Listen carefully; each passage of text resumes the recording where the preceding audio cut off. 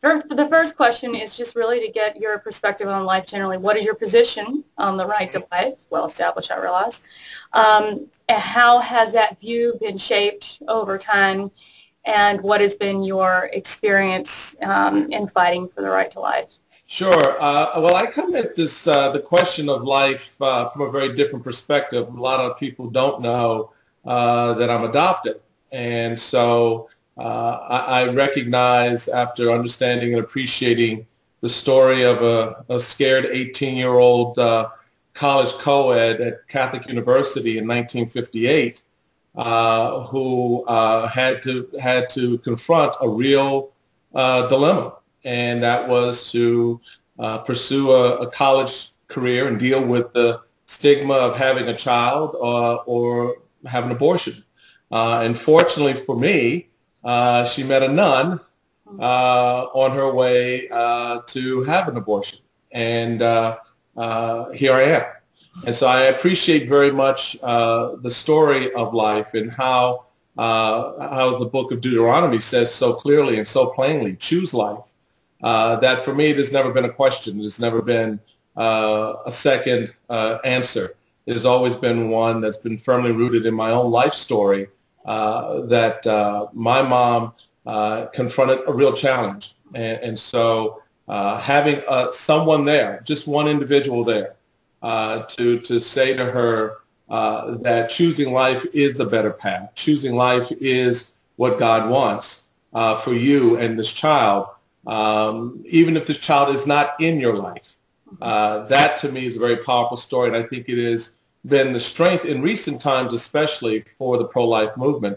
It certainly has shaped my view on moral issues. I'm a former seminarian and Augustinian monk, and so that has also been part of the foundation for me on the question of life. And I too have had, in that capacity, the opportunity to meet individuals who are confronting that challenge, very much like my mother did 52 years ago, and try to help them through it. So that's been, for me, a sense of returning the favor of life, if you will, and it's a very powerful one. Where it gets interesting sometimes is how it gets caught up in politics and how it becomes distorted and it becomes an us versus them as opposed to an embracing, as I know the Susan B. Anthony organization has tried to, in its long service, to get people to understand what this is about. This is not about the simple legalistic choice. This is about whether or not as a people we will embrace the least among us, the weakest among us. And if we're willing to do that, then the life in the womb, which is the weakest among us, should be embraced as well. So that to me has been kind of a journey story, and it's one that I'm very proud of. Well, it's beautifully said, and I know our grassroots across the country from NOM and from Susan B. Anthony lists are going to be uplifted by that, and they'll be communicating, I meant to mention, with the voting members on the chairmanship. So thank you. That is a beautiful perspective, and we need it. So thank you. Now, of course, our interview with you is a little different because you've already done this for a couple of years. So you bring a different perspective. Can you tell? You're smiling. You've got a big smile. So you're doing something well. And I'm sure you've learned a few things along the way because I know that you're the type of person who would. So looking over the past couple of years of having served as chairman and run the RNC, from the perspective of the life issue, is there anything that you would do differently moving forward? Well, I think probably not too much. If you recognize what has happened, when I became chairman, the party was at one of the lowest points in its history it's ever been at. We had been, to use a word we're all familiar with, shellacked in 2006. And not shovel-ready. Well, not shovel-ready. Yeah. But we've been shellacked in 2006 and 2008. We lost in a way that was humiliating, quite frankly.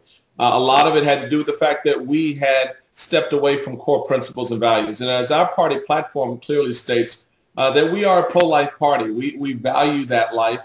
that's in the womb. We value the defense of that life. And we as from a political standpoint, want to be engaged with communities across the country to help people appreciate, again, what that story is about and the legal ramifications and impact, whether it's on healthcare and other issues that these decisions may have on the unborn.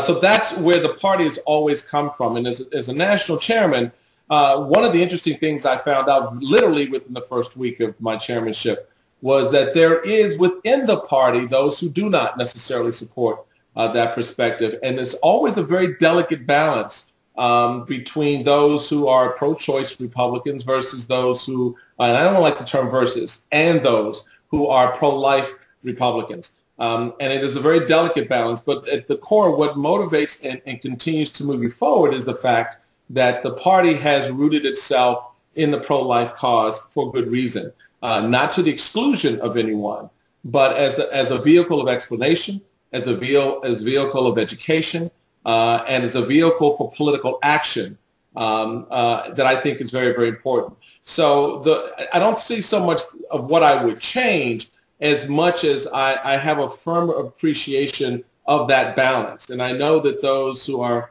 running for this job, whether now or in the future, will always have to be aware of that balance, not to the detriment or exclusion of any one individual, but understanding that at our baseline, at our foundation, that is something that we've anchored ourselves in our party platform, and we must stay true to that.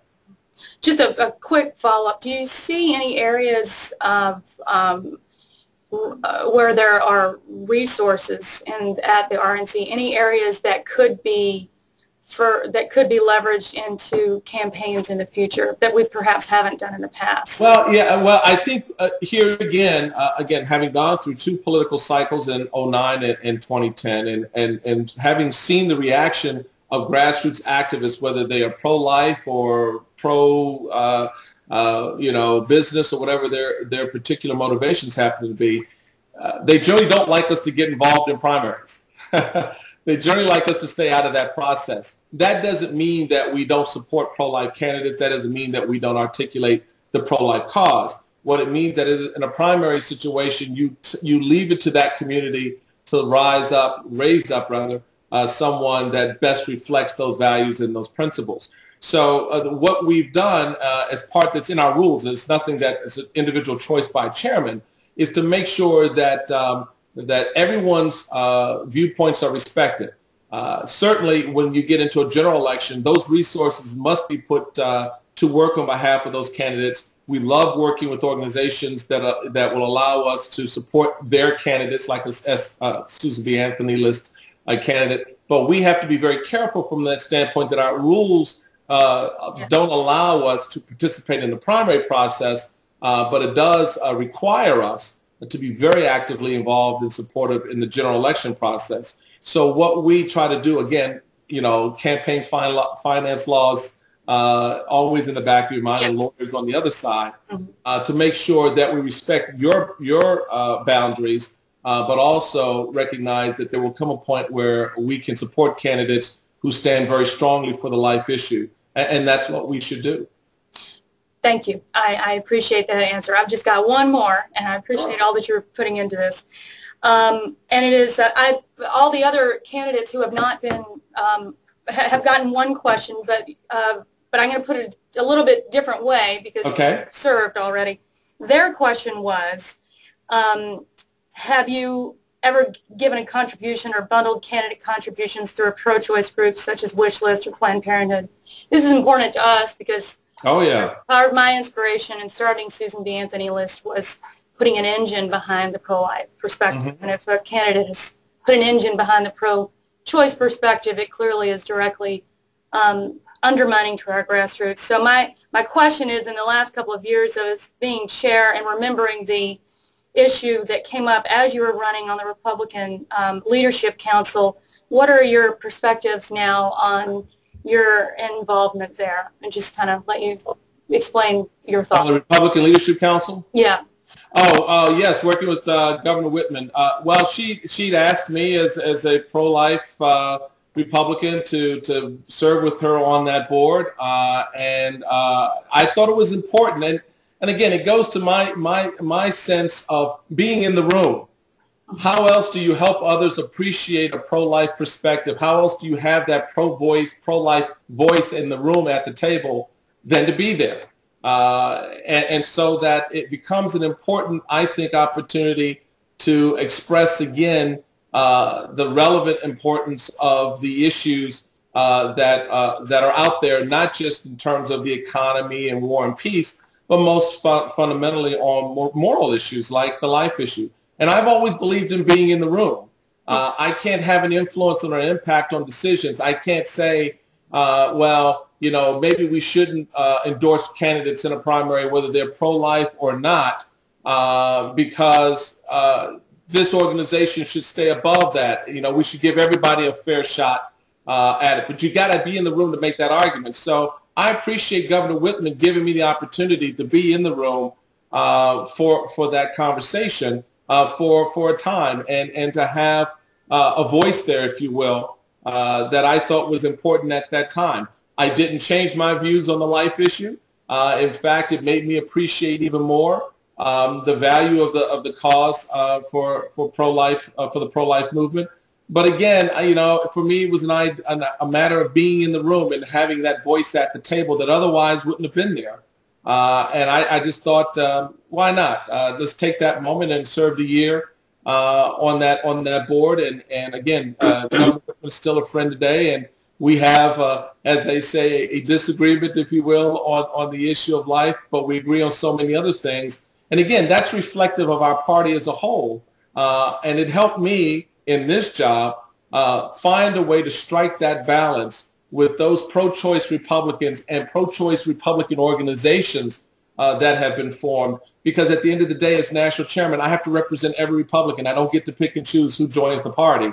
But we do have to stand very firm on those foundational principles as outlined in our platform so people understand that we are the party that believes very firmly in fighting for and defending the right to life. And again, for me, that was a matter of having that voice in the room.